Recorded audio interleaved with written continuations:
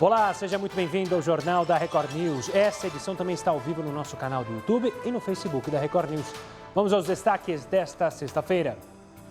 Supremo autoriza prosseguimento de impeachment de Witzel. Decisão do ministro Alexandre de Moraes revoga posicionamento de Dias Toffoli. O presidente do STF determinava nova comissão na Alerj para julgar o caso.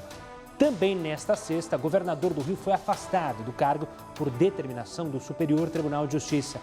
Em ambos os casos, Witzel é suspeito de irregularidades na contratação de hospitais de campanha, respiradores e medicamentos. Prefeito da cidade de Penha, no litoral catarinense, veta projeto de lei que proíbe barulho de animais. Veto deve ser analisado na Câmara Municipal na semana que vem. Pandemia afasta grávidas dos consultórios médicos. 81% temem a contaminação pelo coronavírus durante as consultas de pré-natal. O comportamento pode trazer riscos para as futuras mães e os bebês. Arquipélago de Fernando de Noronha será reaberto para os turistas em 1º de setembro, mas só para quem já foi diagnosticado com a Covid-19 e conseguir comprovar que já está curado.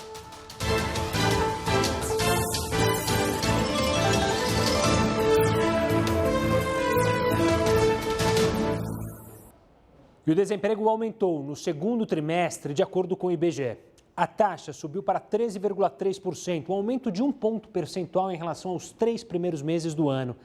A pesquisa também apontou que o desemprego é maior entre as mulheres. O desemprego foi maior na Bahia e em Sergipe. A menor taxa foi registrada em Santa Catarina, com menos de 7%. Olha só, o Ministério do Meio Ambiente anunciou que serão suspensas todas as operações de combate ao desmatamento ilegal na Amazônia e as queimadas no Pantanal. Isso já a partir de segunda-feira. De acordo com o Ministério, a suspensão é motivada por um bloqueio financeiro determinado pela Secretaria de Orçamento Federal em verbas do IBAMA e do Instituto Chico Mendes de Conservação da Biodiversidade. E olha, as contas públicas do governo federal registraram um déficit de mais de 87 bilhões de reais em julho deste ano. Esse é o pior resultado para o período desde 1997, quando se iniciou a série histórica. O chamado déficit primário do governo se deve ao aumento de despesas para combater a pandemia e a queda de arrecadação que o cenário provocou.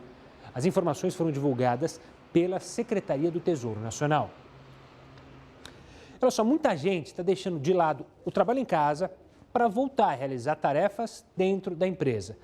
Por isso é preciso tomar cuidado, principalmente com a ventilação. Além dos cuidados comuns, como lavar bem as mãos, usar máscaras e manter o distanciamento, é preciso ficar muito atento à ventilação do local. Também é necessário prestar atenção, especialmente quando o ambiente de trabalho é abafado. Isso significa que o ar fresco não está chegando, ou seja, a circulação do vírus é maior. De acordo com alguns estudos, em ambientes fechados podem acontecer a transmissão de minúsculas partículas do vírus que ficam suspensas no ar. O ar-condicionado também merece uma atenção. Ainda não há pesquisas extremamente detalhadas sobre o uso do aparelho, mas tem um estudo sobre a contaminação num restaurante na China que culpou o equipamento por novos diagnósticos. Um cliente estava infectado pelo vírus, mas ainda não apresentava nenhum sintoma e não sabia do diagnóstico. De acordo com os pesquisadores, esse homem liberou o vírus enquanto falava, e aí as partículas foram espalhadas pelo aparelho. A partir desse episódio, 9 pessoas testaram positivo. Também é preciso saber sobre a proporção do ar fresco dentro dos prédios. Normalmente, sistemas de ventilação retiram o ar que é usado nos ambientes internos e o leva para uma unidade que é de tratamento. Depois dessa etapa, esse ar é misturado com ar fresco antes de ser levado mais uma vez para os locais que são fechados. Para tentar minimizar esses riscos de carregar o vírus junto, o ideal é que esse ar liberado nas salas não seja o resultado de uma mistura, e sim 100% externo. Isso deve ser decidido pelos administradores do edifício. E de acordo com a simulação feita pela Universidade de Oregon, isso lá nos Estados Unidos, assim como o ar-condicionado, janelas abertas, podem fazer com que esse ar contaminado se espalhe, mas chega a menos pessoas. Isso significa que é melhor deixar as janelas abertas em vez de ligar os aparelhos. Assim, o risco de disseminação não é zero, mas a potência, digamos que é menor.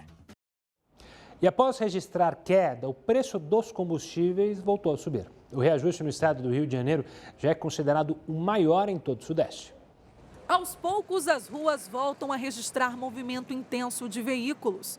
Isso fez inflar o valor da gasolina, álcool e diesel, após a queda drástica desde o pico da pandemia. Bruno precisa recorrer a cálculos rápidos antes de encher o tanque. Geralmente eu faço um cálculo rápido de consumo, né? A gente sabe que o etanol a gente consome mais, né? O carro consome mais que a gasolina. A gente faz um cálculo. Se tiver valendo a pena pagar o etanol, a gente coloca etanol. A elevação dos preços no estado do Rio foi considerado o maior em toda a região sudeste, de acordo com o índice mensal feito em 18 mil postos em todo o país. Para economistas, a flexibilização das atividades no estado e a mudança na composição da gasolina explicam os números. Primeiramente, nós tivemos uma mudança na composição da gasolina, uma gasolina de melhor qualidade, que vai tornar o rendimento dos veículos um pouco melhor e também a manutenção dos motores vai se dar numa frequência menor também. Isso fez com que houvesse um aumento aí em torno de 6 a 10 centavos no litro da gasolina. Além disso, nós temos aí algumas capitais, alguns estados que estão liberando, né, as atividades numa maior intensidade, então as pessoas voltam a procurar esse produto, a gasolina, isso gera um aumento de demanda também.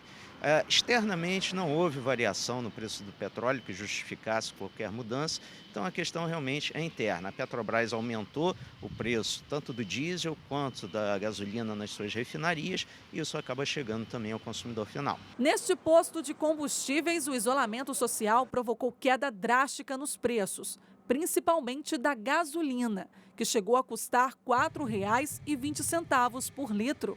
Com o aumento da demanda, em 40 dias, precisaram repassar 4 reajustes ao consumidor. E temos que repassar, porque o pagamento é antecipado, a gente tem que ir corrigindo, mas com muita cautela também para não deixar o negócio, piorar a situação. Os carros estavam todos estacionados em casa, quietinho, né? Tá todo mundo na rua de novo gastando combustível, com certeza. Veja só essa história. Vereadores de Penha, cidade do litoral de Santa Catarina, vão analisar o veto do prefeito a um projeto de lei criado pelos vereadores que proíbe o barulho de animais e pune donos de cães com uma multa que pode chegar a R$ 23 mil. A Maíra Veres, que é presidente da Comissão de Defesa dos Direitos Animais da OAB de São Paulo, está aqui para comentar esse projeto, que é um projeto que não determina quem que regularia o que é barulho, o que não é barulho, e aí foi apelidado de lei do latido, proibindo o latido. Doutora, antes de mais nada, uma boa noite para você. Como que vocês analisam um projeto como esse apresentado lá nessa cidade de Santa Catarina? Boa noite a todos. Realmente foi uma surpresa receber a notícia desse projeto de lei ter sido aprovado e por unanimidade, né? Nós soubemos que o município de Penha, ele apresentou esse projeto através de um de seus vereadores, que vetava várias modalidades de perturbação do sossego. Qualquer coisa que viabilizasse barulho e que pudesse realmente prejudicar o sossego, a saúde ou até a segurança de condôminos ou da vizinhança poderia ser vetado. Mas ele não explicou como, e é o tipo do projeto que demonstra muito desconhecimento da causa animal e também do direito de vizinhança, porque em vez dele tentar combater a causa de alguns barulhos, ele tenta combater o efeito. Então, de que maneira seria possível combater algum barulho extremo, inclusive de latido? Cessando, por exemplo, o estampido de fogos de artifício. Já há vários projetos de lei e até leis aprovadas em municípios e estados do Brasil que prevêem multa no caso do estouro de fogos com estampido. Isso sim pode diminuir muito aquele latido por estresse. Agora, é completamente inviável para quem conhece um pouco de comportamento animal, você impedir que o animal em momentos especiais lata. Então, o cão, ele vai latir quando ele estiver em alerta, quando ele precisar pedir alguma coisa. Trata-se da expressão do comportamento natural do cão, dessa espécie canina, e não há outra maneira de impedir. Você pode apenas moderar com adestramento e com muito amor, porque certamente o animal entende e recompensa. Maíra, a determinação do prefeito, o veto do prefeito, foi baseado no fato que ele o projeto já tinha um problema de vício, porque tinha que ter sido um projeto de lei desse formato, tinha que ter sido mandado pelo Executivo, não pelo Legislativo. De qualquer forma, um projeto como esse ele fere a nossa Constituição? Um município pode tomar uma decisão como essa, ou seja, proibir latido de cachorro? Ou isso é válido? Eu entendo que é inconstitucional. E por que motivo? Pelo fato da nossa Constituição, em primeiro lugar, contemplar a defesa da fauna, a defesa dos animais, no artigo 225, parágrafo 1º, inciso 7º, ela protege a fauna de uma maneira extensa, como um direito de quarta geração, e também pelo fato de que você não consegue controlar, é a mesma maneira de você tentar controlar uma criança que está chorando, é inviável, é da natureza daquele ser vivo, né? Então, também pelo vício de iniciativa, fica muito difícil num projeto desse passar, porque qualquer código de posturas ou de costumes, no sentido de regular a ação comportamental de um cidadão, tem que ser de iniciativa do executivo, sim. Então, por um lado e pelo outro, eu entendo que é inconstitucional e que, de verdade, os vereadores deveriam chamar técnicos especializados antes de votar uma lei como essa, até porque alegaram que não tinham lido o texto do projeto de lei e aprovaram mesmo assim, o que nos chama a atenção. Quer dizer, se o Poder Legislativo Municipal não é capaz de ler um projeto de lei e aprova simplesmente por um acordo de bancada ou por um colégio de líderes, a gente sabe que o nosso Poder Legislativo vai mal. Pois é, Maíra, obrigado pela participação e pela análise sobre o tema. E é de fato algo tenebroso os vereadores dizerem que não leram e por isso que aprovaram. Como que se aprova algo que não lê? Justamente essa é a função do vereador. Enfim, vamos deixar de lado um pouquinho o Brasil para falar do Reino Unido, que anunciou nesta sexta-feira medidas para aprovar o uso emergencial de vacina contra o coronavírus. Com as novas regras, a agência regulatória do país vai poder conceder autorização temporária de uso de uma vacina se ela for descoberta antes de 2021, desde que ela se prove segura. Assim, as pessoas vão poder receber a imunização ao longo do processo de licenciamento. Agora, o governo britânico vai iniciar um período de consulta com especialistas em saúde pública e as regras poderão entrar em vigor já a partir de outubro. E pelo menos 40 golfinhos morreram misteriosamente em uma área das Ilhas Maurício, que é bom lembrar foi afetada por um vazamento terrível de petróleo de um barco japonês. Até agora, os veterinários só examinaram 2 desses animais.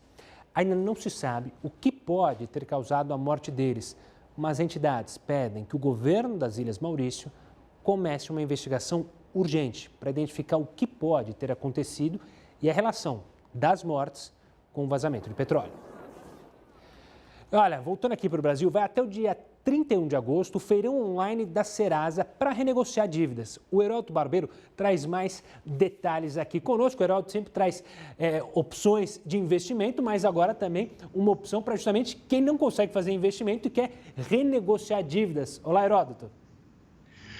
Olá, Gustavo. Se você não renegociar dívida e tiver com seu nome sujo, você não vai conseguir fazer investimento nenhum. Olha lá. Tem que estar com o nome limpo. Antigamente a gente tinha aquela musiquinha, vou botar seu nome lá no SPC. Hoje o SPC é substituído pela Serasa no país inteiro. Então, olha, uma prestação de serviço, queria chamar a atenção das pessoas a respeito disso. E olha, não é uma coisa complicada. Pelo menos saber se dá para negociar ou não dá para negociar. Vamos mostrar a nossa primeira informação, que você pode utilizar aí no benefício da sua conta própria. Vamos lá. Vamos supor o seguinte, vamos supor que eu tenha nome sujo na praça. Se o meu nome estiver sujo na praça, primeiro, tenho menos crédito. Ninguém vai me dar crédito, é lógico, né? Eu vou lá pedir a crédito, o cara diz, não, teu nome está lá, não vou te dar crédito. Outra coisa, posso sofrer uma cobrança judicial. Aí, eu vou ter que pagar isso aí com juros, vou ter que pagar isso com multa e muitas vezes com outros acréscimos. Então, quando eu tenho meu nome sujo, as minhas coisas que eu compro ficam mais caras, o preço fica maior. Por esse motivo, é bom a pessoa ter o nome limpo até mesmo para poder, né, exercer sua cidadania. Então, por esses motivos, acho melhor a gente limpar o nome. Vamos ver como é que a gente poderia fazer. O Serasa, então, está dando essa informação seguinte, olha só, tem um desconto de até 98% em dívidas que vão de R$200 a R$1.000. Se o cidadão está com o nome sujo porque está devendo R$300 ou R$400, ele pode ir lá negociar e pode ter um desconto até de 98% no valor da dívida. Agora, como você diz, pô, mas eles são bonzinhos. Não, eles não são bonzinhos, não. A explicação é o seguinte, para cobrar R$200 de você e manter seu nome sujo, custa mais do que R$200. Então é melhor fazer um acordo, né? E também não ter o custo de fazer a cobrança, por esse motivo é que eles, aspas, estão sendo bonzinhos aí. Mas é óbvio que o desconto e as negociações têm que ser acima de 1.000, 2.000, 3.000, enfim, quanto você está devendo lá. Outra questão interessante é o seguinte, o que é que levou muitas pessoas a ficarem nessa situação bastante difícil? Vamos mudar a nossa informação. Os principais vilões. Primeiro, a pandemia. A pandemia jogou a economia lá embaixo, no mês de maio a economia bateu lá no fundo, e eu continuo olhando por aqui com a impressão de que a economia está recuperando em V. Espero que isso aconteça. E a outra questão é o desemprego. Nós estamos com mais de 12 milhões de pessoas empregadas. A pessoa, quando está desempregada, geralmente não tem renda. Quando tem renda, ela não paga e, consequentemente, então, ela vai para... O nome vai lá para o Serasa e o nome fica sujo. Bom, mas como é que eu faço, então, para acertar isso? Vou mostrar agora na próxima telinha aqui. Olha lá. Você pode entrar agora, sábado, domingo, então vai, como disse o Gustavo, agora vai até segunda-feira. Olha lá. Entra no site do serasa.com.br, tem um aplicativo no celular se você quiser baixar também, ou pode ir presencialmente numa agência de correio. Não são todas que estão funcionando. O correio, como você sabe, está parcialmente em greve. Algumas agências estão abertas, outras estão fechadas. Mas eu acho que vale a pena, né, você dar uma olhada lá, porque com essa retomada da economia, quando a gente tem o nome limpo, a gente consegue mais emprego e consegue também fazer negócios melhores. Essa é a informação que nós temos aí para o nosso pessoal hoje, Gustavo. Boa, Heroto. O HB volta ainda nessa edição do Jornal da Record News com outras informações. Agora a gente abre espaço para o colunista Rodrigo Constantino. Hoje a análise é sobre a situação do ministro Paulo Guedes no governo. O ministro Paulo Guedes está sendo fritado, afinal, a depender de parte da imprensa, sua carta de demissão já está até assinada. Mas não é bem assim. Divergências são naturais entre o ministro da Economia, dono da chave do cofre, e o restante do governo, que deseja expandir, muitas vezes, os gastos públicos. Bolsonaro quer manter um nível maior de auxílio aos mais pobres, o que é legítimo, e não quer fazer isso cortando os benefícios existentes. Paulo Guedes é o homem dos cálculos, das contas. Ele sabe que não é recomendável furar o teto de gastos, o que pode gerar um aumento na taxa de juros depois. Entre uma postura e outra, a política e a economia, há que se encontrar um equilíbrio. O cobertor é curto e é preciso saber de onde virão os recursos para bancar o Renda Brasil, que pode aliviar a miséria, principalmente no Nordeste, e também turbinar a popularidade do presidente, justo numa região que era reduto da esquerda demagoga, dos petistas. Se mesmo num casamento feliz há discordâncias e brigas, não seria no governo que haveria só paz e sorrisos. Ocorre que esse governo tem uma característica que é a transparência maior, e essas diferenças são tratadas em praça pública, o que leva a essa especulação de que há mais fogo do que existe de fato. Claro que alguma tensão é real, e os mercados acusaram o golpe não foi à toa. O dólar subiu. Estão todos atentos ao risco de o presidente resolver flertar com um caminho mais populista mesmo, mais gastador, ignorando o seu posto Ipiranga liberal. Mas Bolsonaro não é bobo. Ele sabe que Guedes é o fiador do mercado em seu governo. E Guedes, por sua vez, não é Moro nem Mandetta. É um patriota casca-grossa, duro na queda e ciente de sua missão no comando da economia. Para a tristeza de quem torce contra o país, Guedes fica. Por falar em economia, com a flexibilização de 70% do turismo em Búzios, um dos mais procurados do mundo, o comércio já começou a se recuperar. O setor que mais contabiliza é o de restaurantes.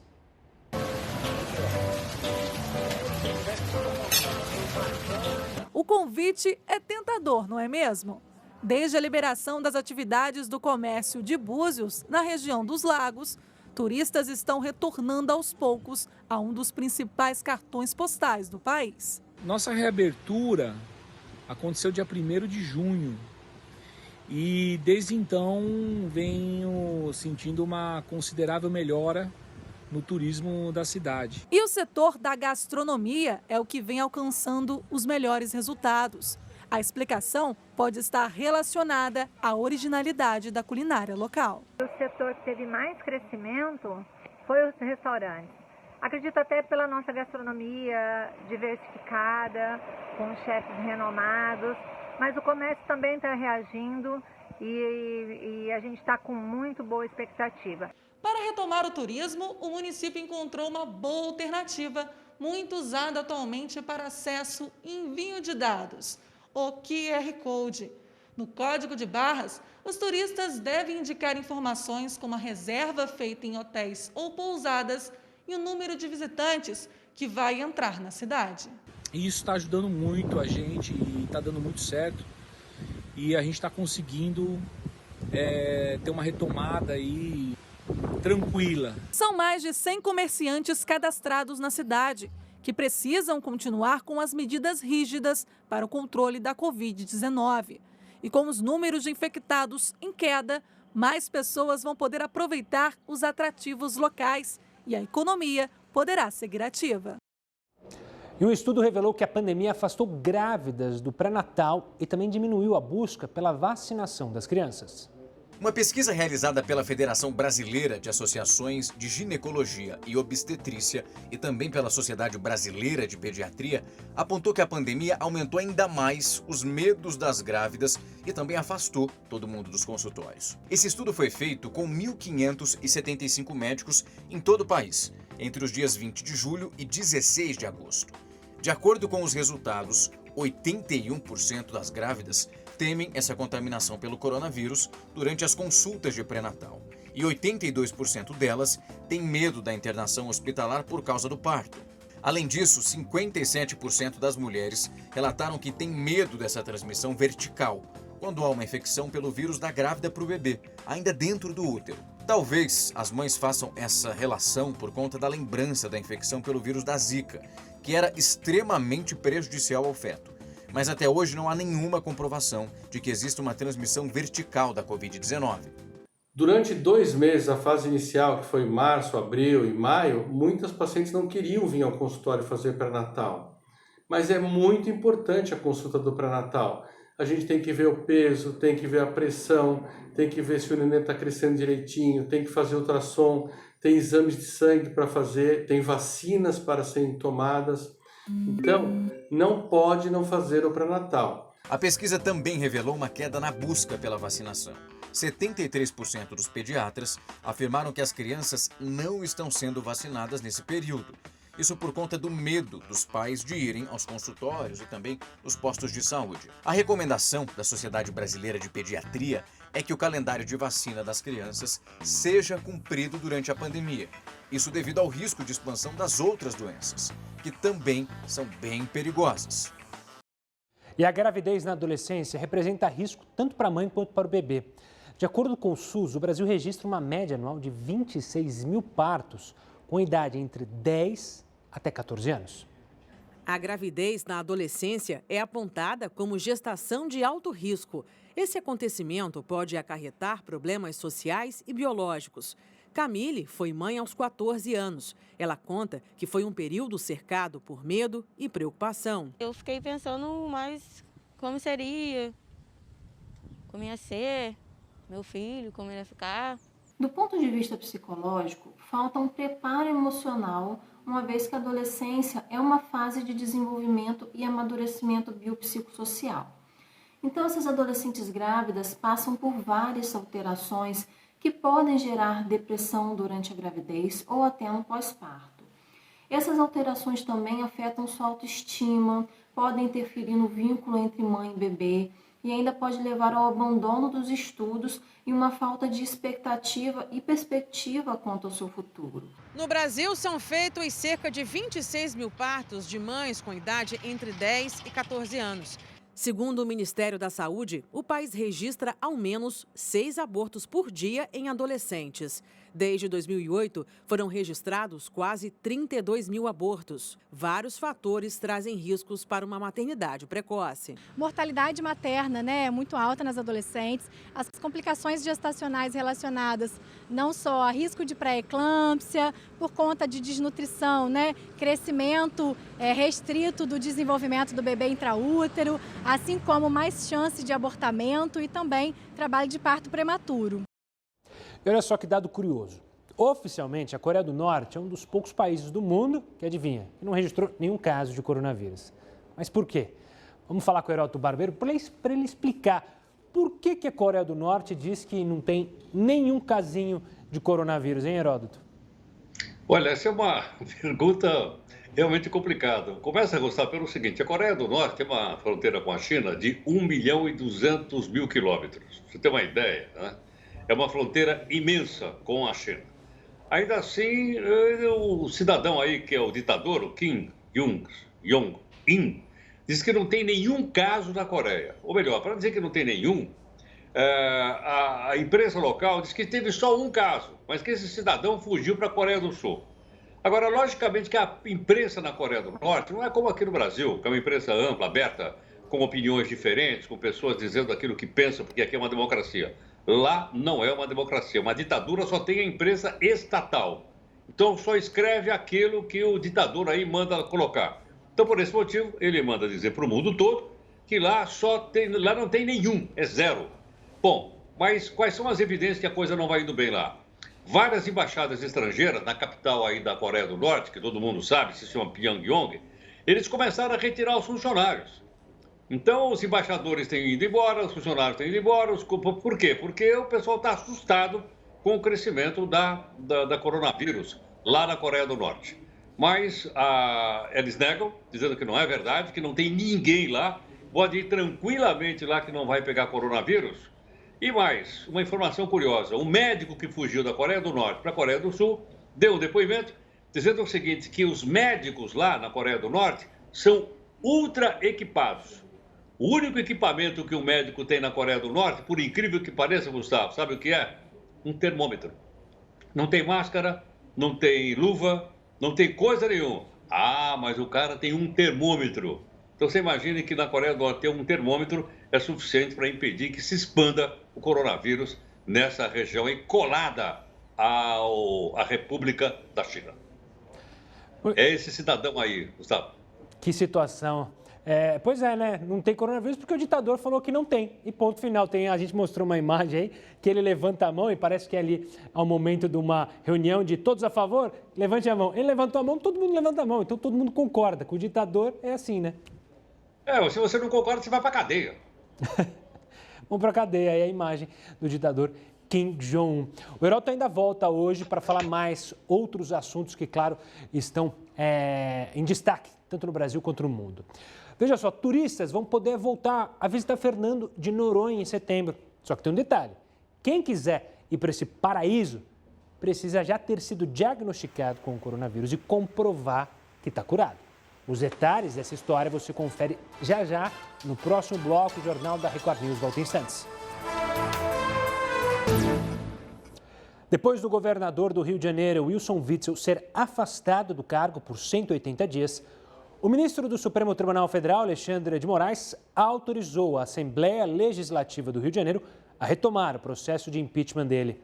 A decisão revoga a liminar do presidente da Corte, Dias Toffoli, que havia determinado uma nova comissão para avaliar o processo.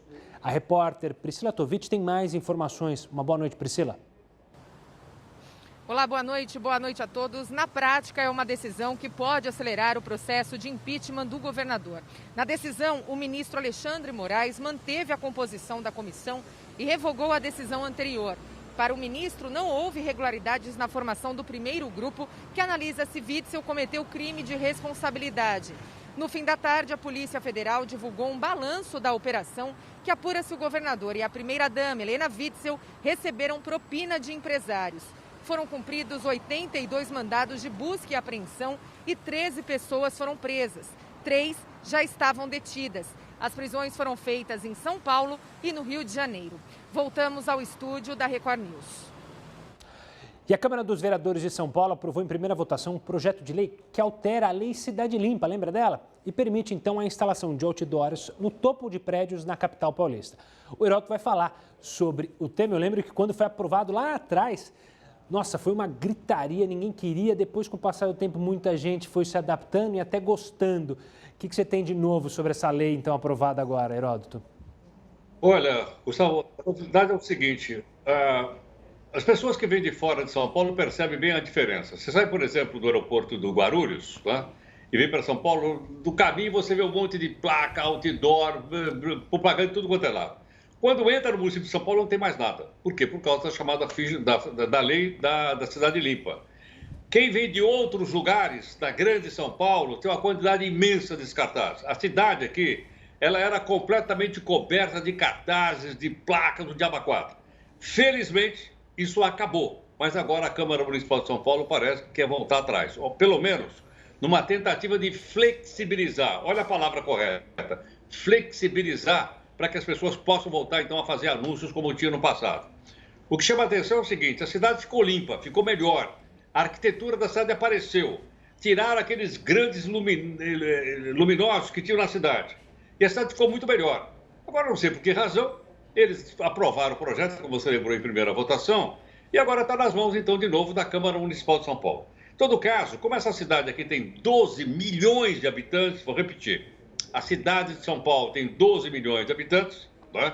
Tem uma quantidade de milhões de iniciativas econômicas, você imagina o que vai acontecer. Então, minha sugestão fica o seguinte, para cada pessoa que mora em São Paulo, que está nos escutando, está nos acompanhando aqui na Record News, nas redes sociais, o que é que você acha dessa ideia? É boa ou é má? Você decide.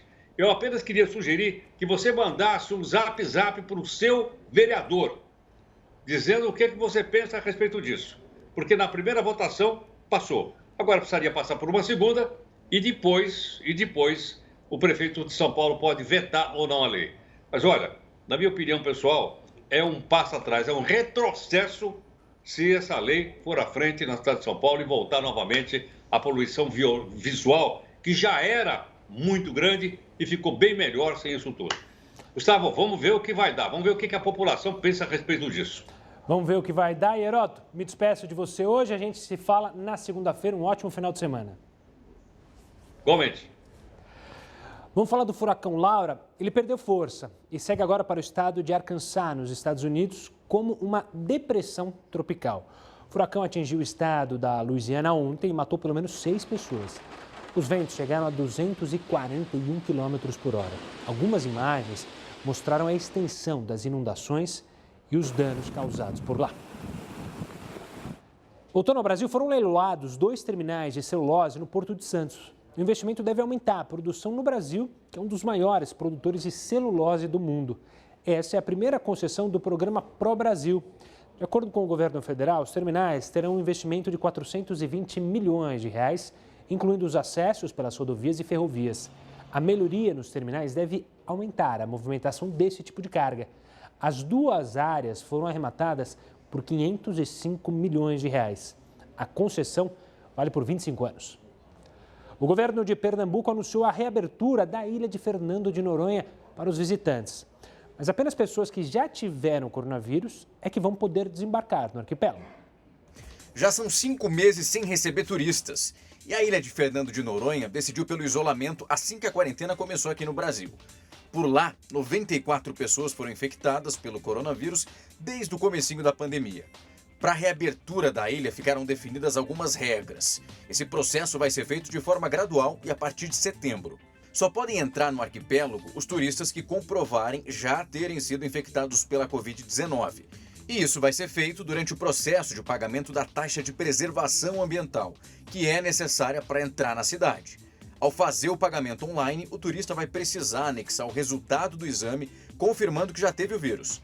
O governo de Pernambuco explica ainda que serão aceitos 2 tipos de resultados: o teste sorológico e o exame de nariz e também garganta. Já os testes rápidos não vão contar. Além do acesso a Fernando de Noronha, também ficam autorizados o retorno do comércio de praia e a reabertura dos museus e também os espaços de exposições. A administração da ilha afirma que essa reabertura do turismo vai ser feita com responsabilidade e muita cautela. E não adianta nem ter pressa. O turismo foi um dos setores mais afetados pela crise. Cerca de 95% dos pequenos negócios tiveram perdas nesse faturamento. A pandemia ela atingiu gravemente o setor de turismo e de eventos. Nós vemos hoje no mundo que mais de $1 trilhão foram perdidos porque mais de 1 bilhão de pessoas deixaram de viajar. 80% das pessoas não estão fazendo suas viagens internacionais e muitas fronteiras ainda continuam fechadas. Mas a expectativa é pela retomada desse crescimento do setor já nos próximos meses. Uma vez os protocolos aplicados para o bem-estar de quem trabalha e para o bem-estar de quem visita, nós vamos conseguir retomar o turismo de forma gradativa e com muita responsabilidade. E paraísos como Fernando de Noronha são essencialmente necessários o turismo, porque justamente é preciso o turismo para as pessoas que moram lá, que vivem exclusivamente disso, ou seja, vendendo, trabalhando com a área do turismo. Então, são precisos protocolos seguros para deixar todos envolvidos, tanto o turista quanto o trabalhador ligado ao turismo, tranquilo e, claro, podendo trabalhar. Comportamentos compulsivos aumentaram e muito na quarentena. Você já percebeu isso aí na sua casa, com você, com o seu esposo, com a sua esposa, com o seu marido, com o seu namorado? Enfim, os alvos podem ser vários. Comida, bebida, compras. No próximo bloco você vai entender como lidar com esse comportamento. É já, Jornal da Record News volta em instantes. Essa pandemia, ela despertou em algumas pessoas comportamentos compulsíveis. Para alguns é por comida, para outros por compras, bebida. Quem está aqui para explicar tudo sobre esse assunto é a Vanessa Cana, psicóloga da Beneficência Portuguesa aqui de São Paulo. Doutora, obrigado pela participação. Cadê a doutora aqui com a gente? Agora está. Estava arrumando a câmera, a doutora já participa aqui conosco. Doutora, obrigado pela participação no Jornal da Record News. Eu queria que você explicasse. Ela não está ouvindo, acho que a doutora já fez um sinal, já ela está bem atenta, percebeu que não está com áudio. A gente vai tentar retomar o contato com a doutora para falar sobre essa compulsão. Muitas pessoas têm isso, né? A gente já falou da bebida, das compras, que aí você acaba gerando um problema financeiro. A gente vai tentar retomar o contato com ela para conversar e você, claro, ela e você temos uma conversa perfeita. Enquanto isso, eu vou falar do bebê de 6 meses que morreu depois de sofrer queimaduras em um hospital lá de Niterói, no Rio de Janeiro. A Juliana era uma bebezinha que estava internada com meningite e tinha microcefalia. Ela sofreu queimaduras há 10 dias durante um banho dado por uma enfermeira. A água estava a 50 graus, quando na verdade a temperatura indicada é de 36 graus. A técnica de enfermagem responsável por esse procedimento vai responder por homicídio culposo quando não há a intenção de matar. Olha, o período de estiagem traz também um grande perigo, as queimadas. O risco de incêndios florestais ameaça áreas de preservação. As labaredas vistas a quilômetros de distância ameaçam uma área de proteção ambiental. Moradores do bairro Peró, em Cabo Frio, na região dos Lagos, observam consternados. A imagem tem sido frequente. Só de junho à segunda quinzena de agosto, foram registrados aproximadamente 40 mil metros quadrados de área atingida por queimada. Essa área equivale a 4 campos de futebol. A região sofre com a estiagem do inverno à primavera, que neste ano está mais intensa. E entre as principais preocupações dos ambientalistas está a possibilidade da Praia do Peró perder o selo internacional da bandeira azul, um dos rótulos ecológicos mais reconhecidos do mundo. Nossa região, nesse período, fica com ar mais seco, pouca umidade do ar, temos menos nuvens, né? E acontece a questão da presença do vento, que já é natural de nossa área. Isso tudo deixa um ambiente mais sensível e é essa sensibilidade que traz grandes perigos. As restingas na Praia de Farol de São Tomé, em Campos, são mais um alvo dos ataques contra a natureza. Já foram registrados 4 incêndios em um só dia. O resultado foi uma verdadeira devastação. E é isso aí, meus amigos. Mais uma vez estamos diante aí de uma queimada acontecendo aqui. A conscientização ambiental e os cuidados simples com a manutenção das áreas de belezas naturais podem evitar ainda mais destruição. Guimba de cigarro, aquela área seca, com mato muito seco, qualquer guimba de cigarro, pedaço de vidro, caco de vidro, as pessoas quando deixam garrafas é um grande problema. Porque com os raios solares e a área muito seca, o raio solar ele acaba criando uma faísca e aquilo gera um incêndio de grandes proporções. Até os bombeiros chegarem, ou os guarda-parques, já aconteceu um incêndio que a gente fala que foi lambido por causa do vento. O Tribunal Superior Eleitoral divulgou algumas mudanças nas regras das eleições municipais. Nós vamos te explicar quais são essas alterações. É no próximo bloco, aqui no Jornal da Record News.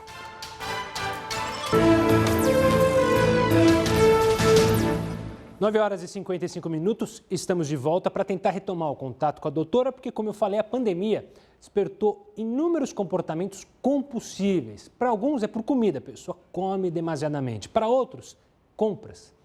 Pior ainda, bebidas. Quem vai explicar tudo sobre esse assunto é a Vanessa Caram, psicóloga da Beneficência Portuguesa aqui de São Paulo. Doutora, agora sim creio que você me escuta, quero agradecer a sua participação conosco. Doutora, por que o nosso cérebro faz isso?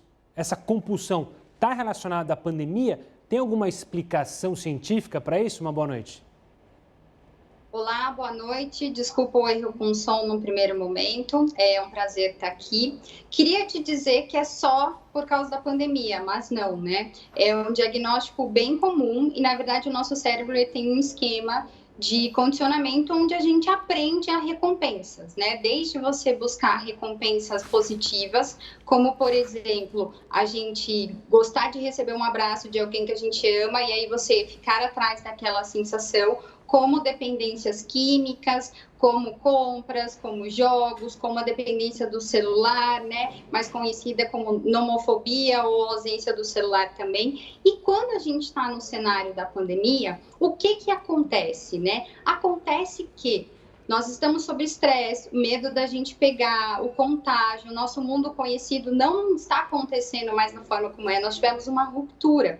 Então, somos condicionados a buscar um prazer imediato. Mediante isso, muitas pessoas buscam essa realização momentânea, né? Você vai lá, você tem a compulsão, você tem o ato de prazer, mas logo depois vem a culpa. E aí a gente começa a exercer um círculo vicioso. E aí precisamos de ajuda da psicologia, alguns casos mais severos da psiquiatria também, porque a gente está falando de um transtorno emocional, né? Eu não tenho repertório psíquico suficiente, os meus recursos de enfrentamento são frágeis, e aí então a gente vai por essas válvulas de escape mais acessíveis. No momento onde a gente está até inclusive com a compra pela internet muito mais fácil, muito mais acessível, estamos mais dispostos a isso. É muito comum a gente perceber que os pacientes estão tendendo realmente a ter comportamentos compulsivos por compras, outros já estão mais acentuados por alimentação, por comida, aí tinham medo no início, principalmente de faltar comida, ou pacientes que têm toque, né, transtorno com limpeza também, e aí a gente vê cada vez mais isso se tornando de uma forma cronificada. O que antes era uma tendência, agora por causa do estresse, né, elevado da pandemia, por um longo tempo que nós estamos vivendo aí, realmente está sendo muito comum. E doutora, claro que se a pessoa entrou nesse ciclo, ela precisa de uma ajuda profissional. Mas há como perceber que algo está errado e existem maneiras para a gente evitar cair nessa compulsão, seja praticando atividades esportivas em casa, seja buscando outros meios para aliviar esse estresse? Sim, né? Você já falou dicas super importantes, né? Vamos começar pela pandemia. Nós tínhamos uma rotina, então muitas vezes a gente até estava lá com os nossos recursos de enfrentamento de uma maneira mais frágeis, mas você tinha a sua ocupação, as suas fontes de prazer, a sua interação. Conforme eu vou para o distanciamento social e a gente é obrigada a ter tantas transformações ao mesmo tempo, né? Com o estresse sempre elevado e o medo da ameaça, então o que acontece? Eu não tenho mais rotina. A minha rotina passou a ser a da pandemia. Então, né, é um aconselhamento a gente criar uma rotina saudável, mesmo para aqueles profissionais que ainda estão trabalhando em sistema de home office. Tira a roupa, né? Tira a parte de baixo também, para você criar uma rotina que diga o que você está fazendo, né? Pare para sua alimentação, coloque momentos de respiração um pouco mais profunda, alguma atividade de prazer, né? A gente não está aconselhado a fazer as famosas aglomerações ou os encontros, mas a internet está aí possibilitando, inclusive, a minha participação agora, né? Pode ser que no primeiro momento dê erro, como aconteceu, mas não desista. tenta de novo e procure ajuda. Porque o que acontece? Na compulsão, eu tenho prazer, mas logo depois eu tenho uma sensação de culpa, né? Como se aquilo não me saciou, não é legal, não é o permitido, porque ele é um sintoma, ele não é um problema. A compulsão vem para dar conta de alguma coisa que me falta, né? Uma angústia, um vazio, eu não tenho repertório para lidar com essas emoções, e aí eu vou atrás dessa realização imediata que é a compulsão. Se a gente pegar, por exemplo, da compra, você comprou, tá lá várias encomendas para chegar para você. E aí, quando a encomenda chega, né, o prazer não é o mesmo. E muitas das vezes a gente percebe que quem tem esse tipo de comportamento, ele precisa sempre ficar se justificando, né? E é muito comum, inclusive, o jargão preciso. Não, mas eu preciso. Na verdade, são compras muitas vezes sem necessidade alguma, né? E aí a gente pode ter vários tipos de compulsão. Logo no começo a gente pensava que era só por substâncias químicas. Então, o álcool, o tabaco, as drogas, alguns medicamentos, mas não, né? A gente tem comportamentos de todos os tipos, roer a unha, arrancar os cabelos, uso abusivo do celular, que agora a pandemia, né, faz a gente ficar até numa relação ambivalência com a tecnologia.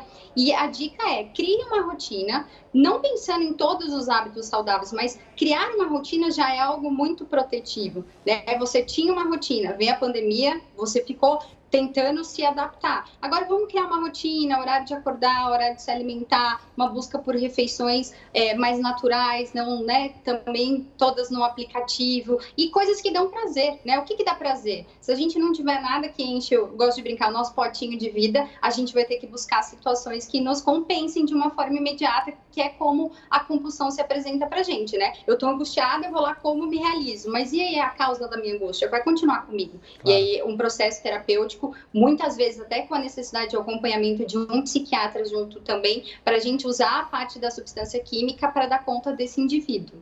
Doutora, quero agradecer demais a sua participação aqui no Jornal da Record News, com as dicas e também com as atenções que a gente tem que ter, claro, com a nossa saúde mental. Agora eu vou falar do Tribunal Superior Eleitoral, que proibiu a participação de candidatos em lives promovidas por artistas, quando o intuito foi fazer campanha eleitoral. Segundo o TSE, os candidatos ainda podem participar de lives, contanto que não tenham um cunho artístico ou de entretenimento. E por falar em campanha, as eleições municipais vão ocorrer em novembro e terão 1 hora a mais de votação e horário preferencial para os idosos. A decisão foi tomada pelo presidente do TSE, ministro Luiz Roberto Barroso. O pleito será então das 7 da manhã às 5 da tarde. As 3 primeiras horas serão para eleitores acima de 60 anos, que integram justamente o grupo de risco do coronavírus.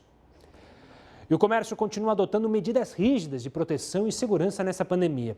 Em Campos, no Rio de Janeiro, o alerta máximo permanece.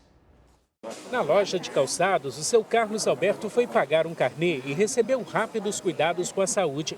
Com as mãos higienizadas e sem qualquer sintoma de febre alta, bastou procurar o atendimento para manter as contas em dia. A contaminação, a pessoa pegando um vírus desse, é muito ruim. É muito ruim. Eu passei um sufoco lá no HGG com a minha garotinha. Ainda bem, graças a Deus, que não foi nada demais, né? Mas é uma prevenção da gente ficar mais atento com as coisas, porque é bom ter muito cuidado. Além das barreiras sanitárias, a lotação é limitada em apenas 50% da capacidade total de cada estabelecimento. A gente pede para dar uma seguradinha, né? E assim que os clientes vão saindo da loja, a gente vai colocando mais, fazendo tipo um rodízio, né? Para não dar tumulto dentro da loja. Nesta pandemia do coronavírus, o município permanece em alerta máximo. Nas redes sociais, vídeos publicados nas últimas semanas, denunciando aglomerações nas atividades comerciais noturnas, acendem um sinal de alerta. Não pode generalizar o comércio. Precisa ver qual é o ponto aonde isso está acontecendo, porque você não vê música, bebida numa loja de confecção masculina, feminina, telefonia celular, loja eletrônica, numa agência de viagem, seja lá em que loja for, você não vê isso. O gabinete de crise da Covid-19 manteve o comércio de portas fechadas durante cerca de 100 dias em Campos. O uso de máscaras permanece obrigatório nas compras. As medidas são checadas por fiscais de posturas, acompanhados de agentes da Guarda Civil Municipal. Todas as medidas estão previstas em decretos municipais. Comerciários com sintomas suspeitos ou que fazem parte dos grupos de risco ainda são mantidos distantes do atendimento ao público, se dedicando apenas a tarefas remotas. Os expedientes, em média, estão reduzidos diariamente em 1 hora. A gente tem todo o cuidado, né? A gente tem toda a questão do álcool em gel, aferir temperatura, provadores lacrados, né? E a gente tem que se preocupar com a questão da economia, com certeza, mas acho que a saúde é em primeiro lugar, né? Então a gente tem que se prevenir.